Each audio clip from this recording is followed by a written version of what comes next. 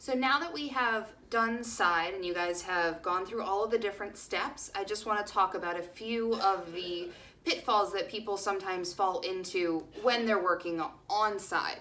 So as I said before, the main concern that I'm worried about is where the dog, where the dog is facing. I'm worried more about their placement than the fact that they are in a sit.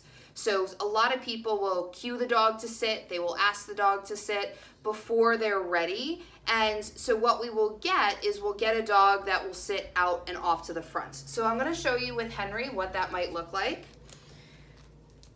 So I have my treat, right? They can do the whole thing beautifully, where they start off, the dog is out in front, shift it off to the side, and then once I get here, sit. So you can see he's at a slight angle. He's not perfectly parallel with me and where I am. So what I'd much rather practice is this, where I get him here, and then, yes, good job. Reward him for his position, and then the sit might come naturally. That's okay. If it doesn't, that's okay as well. But don't be so worried about the sit that we lose the position of the dog. The position is the most important thing. Another thing is not paying attention to where the palm of your hand is facing. So I'll see people do this, where the palm is facing out, which is great when we start, but then when they come back around, the palm still faces out. And you can see, again, he's at a slight angle. I'm gonna show you this on the right side because Henry has done this so many times on the left that even with that little difference, he's still able to perform it with pretty good accuracy. So on the right side, right, so this is one, again, he doesn't do a lot. So this is as if it's new behavior. I bring it back and I continue to keep my palm facing forward, and you can see he comes back to facing me. Whereas when I do this and I flip my palm around, it's a lot easier for him to face behind me. So that's a really big thing as well. Making sure the position of your palm is facing front when you're moving your hand back, and back when you're moving your hand front. So it's facing the opposite direction that you're moving. And that's why we have that key step in there where we've practiced flipping our hands. So I want to make sure too, my hand isn't just facing behind. So if I start with my hand facing behind and then come back and then around, it might be easier, but I haven't set the dog up for success by practicing with my whole flip and then back around, right? And again, he's not perfect on this side, but that's okay. He actually did pretty darn well. So I want to make sure that I'm practicing with my palm in the correct position. I also want to make sure too that I'm not just doing it in one sweeping motion. As they get better, I can do that. So let's see if Henry will do it for me. Ready? On the left side, right? So as I do this, pretty good, right? It's still not perfect in terms of I'd like him to be a lot closer to me. Okay, but he did really nice because he's done this so often.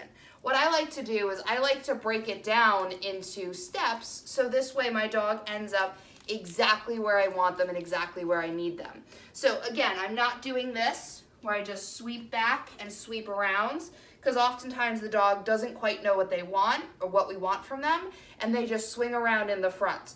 So whether they sit or not, and you can see he didn't even sit for me. So I want to make sure that I'm breaking it down into steps. And what I mean by that is I'm doing each step individually and I'm consciously practicing it. So step back with my foot, bring my hand back, flip it around, bring my palm forward. Yes, good job. So that's what I want. You could see, again, it wasn't perfect, but it was still a lot better. That's also why I'm practicing against a wall. Another thing people tend to do is they start off way too early, practicing out in the open. So even if, right, again, this is not his great side. So even if I do the whole thing perfectly on my end, if it's something he doesn't know as well, a lot of times it can challenge them. So I want to practice against a wall in order to get that nice behavior, that nice straight line. Good, very nice. Again, not perfect, but this is his new side. So we can just gradually start to raise our criteria. And Another thing people will do is they don't step forward with their foot. They will step back with the other foot. So what I mean by that is this. So they step their foot back, they flip their hand around just like they should, but instead of bringing that hand forward, they'll actually do this. And you can see he doesn't have the opportunity to straighten out. That's why I have that step. So I bring my foot forward to give him the opportunity to walk and straighten. Whereas when I'm stepping back with that foot, I don't give him that opportunity.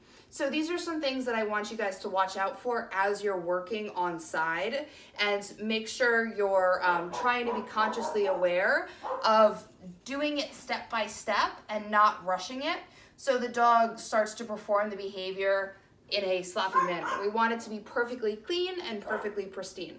So thank you guys for tuning in, and I'll see you guys next time.